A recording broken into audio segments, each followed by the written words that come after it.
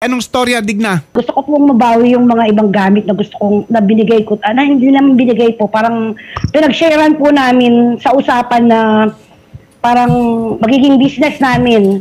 Yun po, nagkamabutihan po. Tapos hanggang sa umuwi po siya ng Manila. Tapos sinabi niya sa akin na hindi na po ako magtatrabaho. Baka pwedeng bigyan mo ako ng pang-grab, ganyan. Yung parang motor po. Tapos after po ng motor, bumili po kami ng gym equipment po para sa business niya na sinasabi niya sa akin for the future po.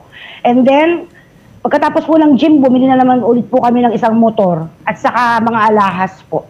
Ilang taon na tong lalaking to? I think 33 po. Ikaw, ilang taon ka naman if you don't mind? 27, sir. Sige. May involved bang pera o puro mga, yan, may binili lang kayong equipment? Hindi, sir. Puros pera po and we have this bank statement po. Pinakuha ko po yung bank statement. Okay, Digna, ang importante sa akin ngayon yung mga ebidensya mo, ha? Yes, sir. Okay, sinasabi mo, yan ay pinadala mo under the premise or under sa usapan na kayo ay magnenegosyo. Yes po, sir. Bigyan mo ako Yes ng mga po. ebidensyang ganun na yan ang usapan nyo ay magnenegosyo kayo, ha? Hindi yan lalabas Yes na pinamigay mo dahil sa naging boyfriend mo siya o ano, hindi yan lumalabas na donation, ha? Yes, sir. Ano nangyari doon sa gym? Actually po, yung gym po, sir, binili po namin yun ng 120,000. Okay. And then, sir, di nagtagal, parang tinamad dahil po nasusustentuhan po siya everyday, hindi na po siya nagtrabaho. Yun ang pinagmamalaki niya ngayon Kaya sa ako akin na hindi mo ako pinagtrabaho, kaya akin na tong mga to. Ganun po ang sinasabi niya sa Nasaan yung akin. equipment? Last week lang po ata, binenta po. Binenta kasi pinag-usapan na namin na parang yung wala na po kami, parang nalaman ko na po lahat yung mga ano niya, yung mga babae, ganyan, tapos may kinakasama habang linuloko niya ako, tapos yung kinakasama niya linuloko din po niya. Ay, yung mga motor, nasan na? Yung motor po na isa nabenta din po. Binenta din po dahil sinabi niya nasanla ng 55,000. Magkano magkano naman bili mo doon sa mga motor? Yung motor po sa Click po is parang 90,000 po. Sige. Tapos po yung PCX is 150,000 po. At any rate, ang pwede natin sabihin yan, Digna, binigay mo rin sa kanya lahat yan dahil nagkaroon din kayo ng relationship, di ba? Yes, sir. Tama ba? Ewan ko lang po, sir. Parang sa akin kasi, parang feeling ko po talagang ako na yung parang gusto na pinapangakuhan niya ako na pag-uwi, ganun. Oo nga, pero may negosyo tayo. kung tutusin mo, parang pinaibig ka rin niya at napamahal ka sa kanya. Kaya naging ganun na madali nga o siguro, sir. naging magaan para sa loob mong maglabas ng pera every time na may ipropropose siya Yes, sir. magnenegosyo kayo o ganon para ma-qualify natin siya na kasong VAUSI or Violence Against Women and Children under Republic Act 9262. Diba? Pwede nating i-classify yan as some kind of economic violence na ginawa niya sa'yo. Okay? Para maisampa natin yung VAUSI case. Okay. Ang tanong ko lang, pumupunta ka ba dito sa Pilipinas nung nangyari yan? May mga instances ba nandito sa Pilipinas, dito may inaabot yung pera? Ay, di po, sir. Online banking po. Paano pinapadala yung pera? Saan pinapadala? Sa yung PNB online bank ko po. Saan? Nagpa-open po ako sa kanya ng, ng bank account sa BDO. Para Teka. lahat po ng yun po yung inisip ko para lahat po ng binibigay ko sa kanya doon lang papasok, sir. So, diretso sa bank account na nakapangalan sa kanya. Yes po, sir. RJ? Po. O anong masasabi mo tungkol dun sa mga claims o sinasabi ni Digna tungkol dun sa mga perang na ibigay o pinambili ng mga gamit at equipment sa gym at motorsiklo? Wala na ho yun eh. Nabenta na ho lahat. So, para sa'yo, ganun lang, tapos na. Hindi, binigay ko naman po sa kanya yung pinagbentahan eh. Actually po, sir, yung gym na yun, pinag-usapan na po namin yun, sir, na akin na po yun. At umagri po siya. And then, pinabenta ko po itong buwan lang na po to. Pero 40,000 lang po yung dumating sa akin, sir. Hindi naman po. Okay, Digna, Hindi po sa para... akin yung pinagbentahan. May ebidensya rin po yung kapatid niya nag-send sa akin sa bank po. So, Digna, kung ikaw tatanungin, magkano bang gusto mong maibalik sa yung pera? Sir, wala na po akong gustong ibalik na pera. Gusto ko na lang po yung motorbike po, sir. Digna, anong motorbike ba yung gusto mong maibalik? Yung PCX po, sir. Mga magkanong worth nun? 150K, sir. Ba, mahal yung motor, ano?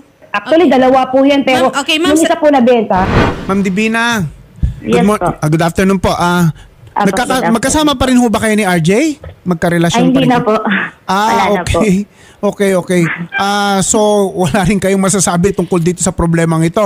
O meron kayong mababanggit tungkol kay RJ? Wala na akong masabi dyan. Pero kayo din po ba, madam, ay minsan na din pong hininga ng pera or nanghingi Hindi po. ng mga... Dati po kaming live-in lang. Apo, pero ano May pong anak po pagkakakilala niyo po kay RJ, ma'am? Na, yun po, nagtatrabaho po sa bar. May communication pa ba kayo ni RJ? Na 2 weeks na po, hindi ko po siya nakakausap. Mula po nung nagpunta po yung kapatid ko dyan. Ay, actually po, last Tuesday lang po, sir.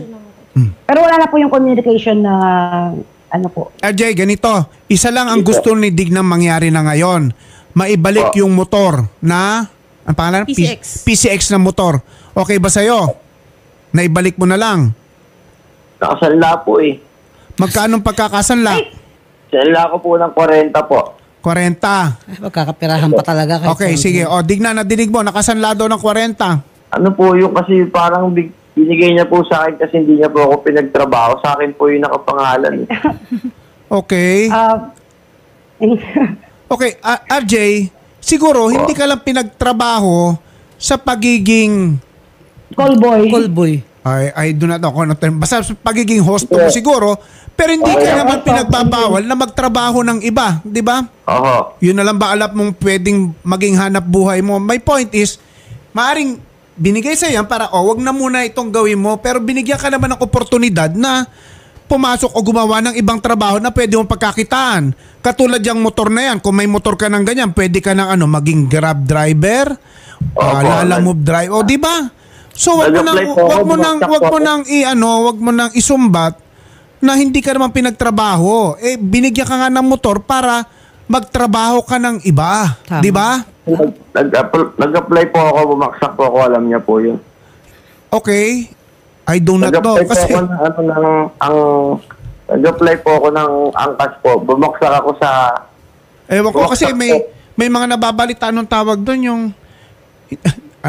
marami dyan kahit hindi naman sila registered na angkas o Habal-habal. naghabal-habal, nagiging rider sila di ba RJ? Siguro may opportunity ka na, may motor ka na, hindi mo naman siguro kailangan maging registered ka pa ng angkas o joyride o kung ano man para magkaroon ka ng hanap buhay, di ba? May mga nakakapaghanap buhay nga na bisikleta lang ang ginagamit di ba? Ngayon RJ, ganito, okay? Yung nakaraan, kalimutan na natin yon, ano man yung moral issues na involved dito, kalimutan na rin natin. Okay? Siguro, moving forward tayo. Ayusin na lang natin yung problema na gustong mabigyan ng solusyon ni Digna. Okay? Kasi, pag sinabi ko, Digna, file mo na lang ng kaso for vowsy. Tingin ko, si Digna, kahit bumalik ng Singapore, fa-file yung kaso, tutulungan namin. Magkakaproblema ka. Bata ka pa naman, may kinabukasan ka pa. Di ba? Bigyan mo na ng solusyon tong problemang ito nang sa ganun, makapag-move forward ka na rin at mabago mo na buhay mo at look for something better in the future. Pero kung ikaw ay magkakaroon ng pasan-pasan na kaso at yun ay bibit-bitin mo at napapanood ka ng tao dito, ang dami nakakapanood sa'yo dito, baka lalo kang mahirapang magkaroon ng hanap buhay na maayos later on. Saan po napapanood to? Naka-live ka ngayon sa programa ni Idol Raffy Tulfo. Pero sir, ganito na lang po. Ayusin na lang po natin to. Makikipag-usap naman po si Ma'am Digna sa inyo. Ma'am Digna, may gusto po kayo sabihin kay Sir RJ? Yan po, balik na lang po niya para wala nang, hindi na po lalaki yung namin. Sige po ma'am, kausapin niyo po siya ma'am. RJ, balik mo na lang para wala nang kasi nakakaya na rito Ma'am, bakit parang kinikilig ka pa ma'am? Kaya, Ay, hindi ma'am, hindi po ako kinikilig. parang po. Nagigigil lang po ako. Pakibalik na lang yung, kahit yung PCX na lang, di ba? Pinakinabangan mo na ng matagal na rin yan Saka marami naman pera nabigay sa'yo. RJ, pakibalik na lang yung PCX, yun na lang hinihiling ko. Total, wala ka naman ibang binalik sa akin, yun lang yun. Saka yung 40,000, okay na ako dun. Kesa hindi mo rin naman ginagamit, iba-ibang tao yung gumagamit yan So, bigay mo na lang. Nasa probinsya ako Hindi nga yun Tapos sinabi mo na naman, nakita namin nung Tuesday nandyan at saka may mga nagsisend sa akin ng photo nasa bahay nyo. Ngayon sabihin mo, nakasala na naman. Ganyan na naman ang ginawa mo dun sa isa nun, di ba? 3 beses. Pag nakita mo sa bahay, kunin mo na. Wala nga dyan, nakasanla nga O sinala mo, talagang sinadya mo, talagang pinagperahan mo pa, RJ. Ikaw naman, sobra ka. Ginamit ko. Wala. Kahit sa bandang huli, mamemera ka pa talaga RJ. Grabe naman. Di naman ganun. Talaga naman. Ibigay mo na yung hinihingi niya para hindi na kami magdedemanda. Kung gusto mo ng demandahan, mapapahirapan ka lang. Yung motor lang ang kailangan na namin, hindi ka na namin kailangan. Yung motor lang, parang awa mo na. O sige, patubos. Bigay ko sa inyo. Pagtubos, kailan mo tutubusin? Ito lang. Nasa national, ano na naman tayo, di ba? O, naririnig nyo, pag tinubos niya. Magbigay ka ng exact date, Sir RJ, kung Kasi kailan. I'm sure po, hindi po nakasala Hindi yan. nakasala yan, sir. Alam ko na Hindi po, po nakasala yan. Teka, ilang Digna, beses niyang ginawa yan, nakasala 30,000, 40,000, 50,000, dalas po na sinala yung click bago na benta, 55,000 po. Digna, Yes, sir. kung kakailanganin mag-file ng kaso, ikaw ba willing bumalik sa Pilipinas para i-file ang kaso? Yes po. Ayun, RJ, nadinig mo ha, ganun kasi ganun ka-decided si Digna mag-file ng kaso. So siguro, Po. bigyan mo na lang ng siguro, bigyan ka namin ng 15 days mula ngayon para tubusin yan. Pero in the meantime, Digna, mag-coordinate na lang tayo, no? Paano po, ba? sir. Tsaka Sir RJ, ang mahirap po dito, sir, nagpakilala po kayo na single po kayo. Kaya po pala kanina may kausap kami na yung dati nyong kasama. Yun yung meron pa kayo, dati nyo siyang kinakasama at may anak kayo. Pero ang pakilala nyo po kay... Hindi pa naman po ako nakakasal eh. Opo, pero may kinakasama po kayo at may anak po kayo ng time na yon. Pero ang pakilala nyo po kay Ma'am Mirasol is single po. Kay Ma'am Digna. Opo, may kaso po ba yon? Hindi, sir. Masakit po yun sa part ni Ma'am Digna at yung nanay din ng bata. Hindi, wala na po kami noon. Ano pong sista nung anak niyo po ngayon, sir? Nakakapagbigay naman po ba kayo ng sustento? Kasi kausap po namin kanina yung nanay. Hindi po eh, nilalaro niyo po sa akin yung anak ko po eh. Hindi niya parang... Parehas may issue. Ayan, diyan ka pala. Andito ako. Oo, kanina pa. Alam mo kung bakit, RJ. Alam mo. Gusto mo ba sabihin natin kung anong nangyari talaga? Ha? Okay, yan na ba ako? May babae po yan. May babae po yan. Yung Rosemary Navarro Vero, yan po yung babae niya na makapalang mukha din. Bakit po, ma'am? Ano pong ginawa?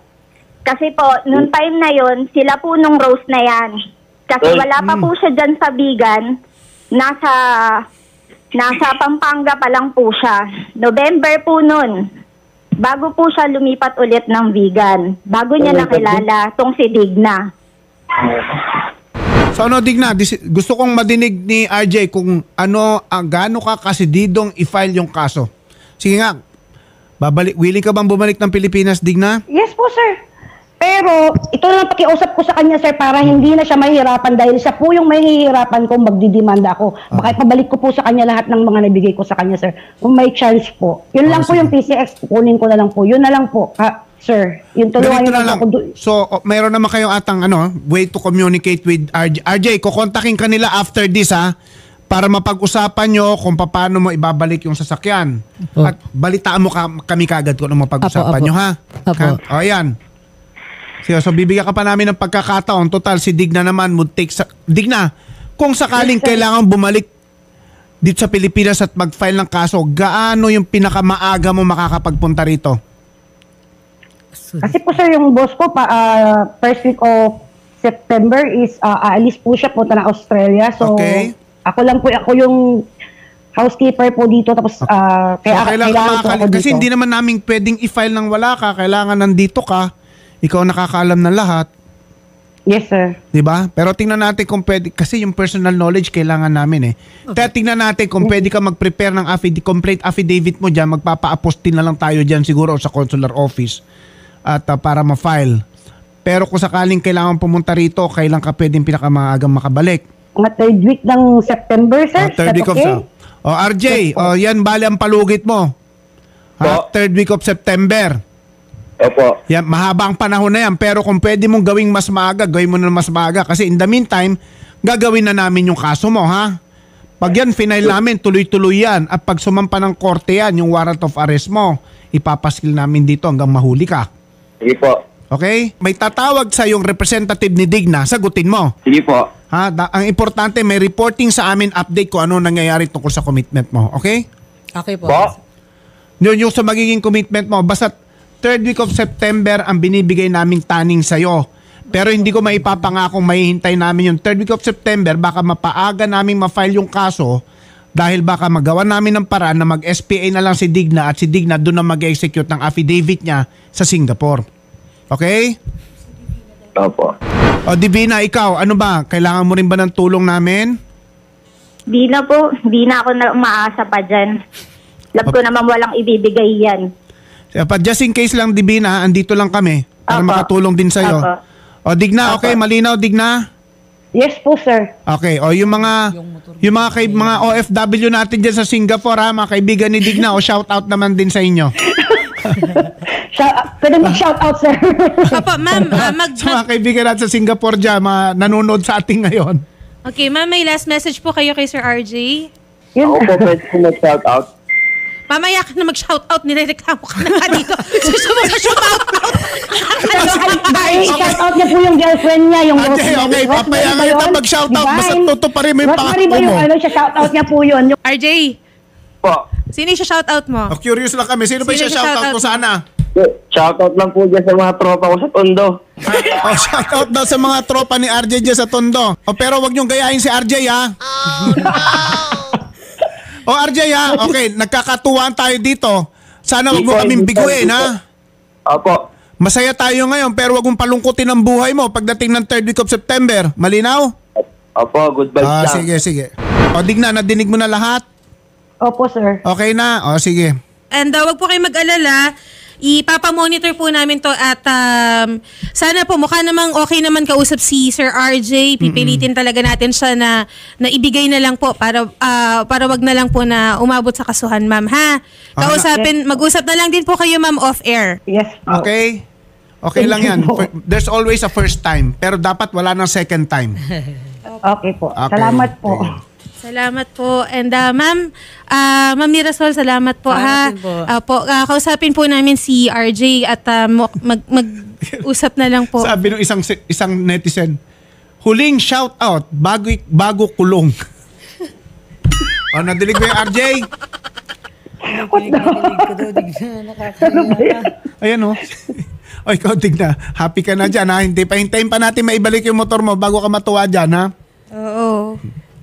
Balik muna motor, ma'am. Thank you po. Salamat Thank you po. po. Thank Magandang you. hapon.